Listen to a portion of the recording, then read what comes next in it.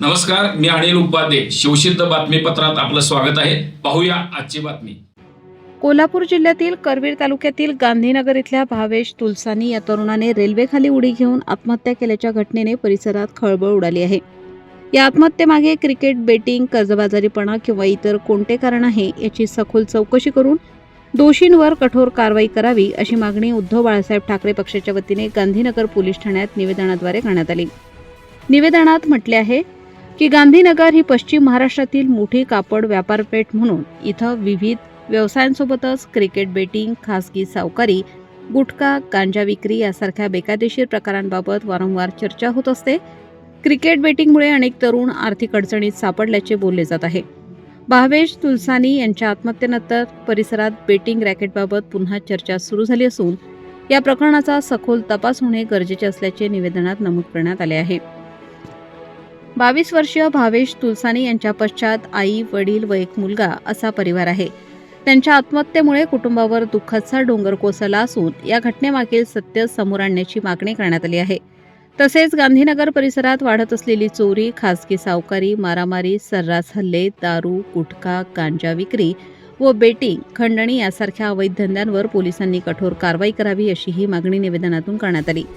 यावेळी उद्धव बाळासाहेब ठाकरे पक्षाचे करवीर तालुका प्रमुख राजू यादव, जिल्हा प्रमुख रविकिरण इंगवले, युवासेना करवीर प्रमुख योगेश लोहार, शाखा प्रमुख सुनील पारपाणी, रामराव पाटील, जितू कुपडे, प्रकाश मुदुगडे, दीपक धिंग, वसंत पवार, बाळासाहेब नल्लवडे, सचिन नागटिळक, शिवाजी लोहार, अजित चव्हाण, दीपक अंकल, कैलास साधव, किशोर कामरा तसेच अन्य शिवसैनिक उपस्थित होते.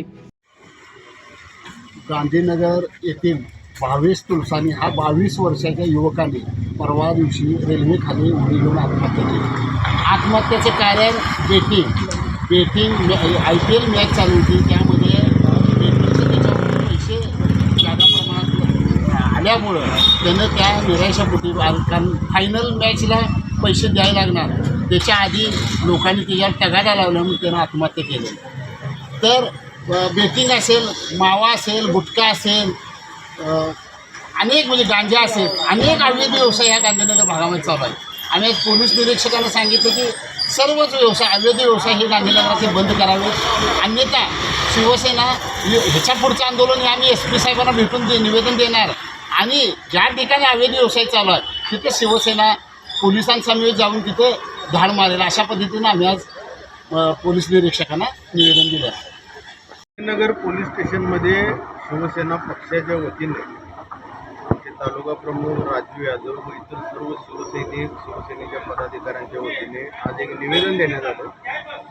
निवेदनाचा संदर्भ असा की भावेश तुलसानी म्हणून जे एक तरुण होता त्या तरुणानं आत्महत्या केली. आत्महत्या आहे की खून आहे हा पार्ट वेगळा, डिपार्टमेंटनं त्याची तपासणी करावी, इन्व्हेस्टिगेशन अतिशय पारदर्शक करावं.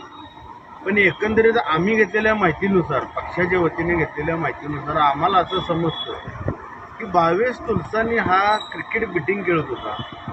सावकारकीचा फास त्याच्या गळाला अडकवलेला होता. मटका असेल, क्रिकेट बेटिंग असेल, अन्य कोणते अवैध व्यवसाय असतील, ह्या व्यवसायावर अंकुश टाकण्यास पोलीस प्रशासन कमी पडतं असं आम्हाला एकंदरीत समजलं. सन्मान्य पोलीस निरीक्षक साहेबांना आम्ही निवेदन देताना एकच विनंती केली की तपास पारदर्शक कराच, पण गांधीनगरमध्ये जे अवैध व्यवसाय सुरू आहे ते कधी बंद होणार?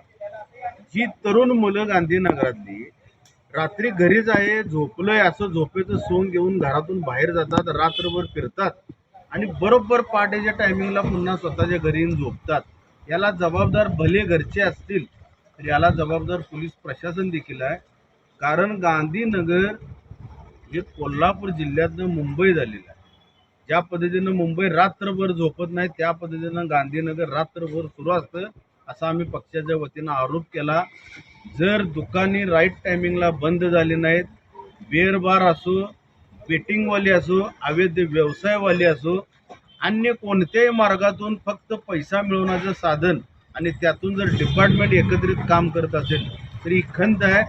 एका चांगल्या परिवारातलं, सर्वसामान्य परिवारातला मुलग्यानं आत्महत्या केलेली आहे. भविष्यामध्ये गांधीनगरमध्ये अशी घटना घडू नये यासाठी आजचं आम्ही निवेदन दिलेलं आहे. तपास काय होतो हा जरी बाजूला पार्ट केला तर समाज प्रबोधन पोलीस प्रशासनानं करावं. आम्ही त्यात सहभागी होतो आणि आपल्या तालुका प्रमुखांच्या माध्यमातून आम्ही एक विनम्र सूचना देखील केली प्रशासनाला की जर आम्हाला समजलं की इथं अमुक ठिकाणी बेटिंग चालतंय तर तिथं आमच्याबरोबर पोलीस द्या, ती बेटिंग बंद पाडायचं काम शिवसेना करून जाईल. शिवसिद्ध न्यूजसाठी गांधीनगरहून विशाल फुले.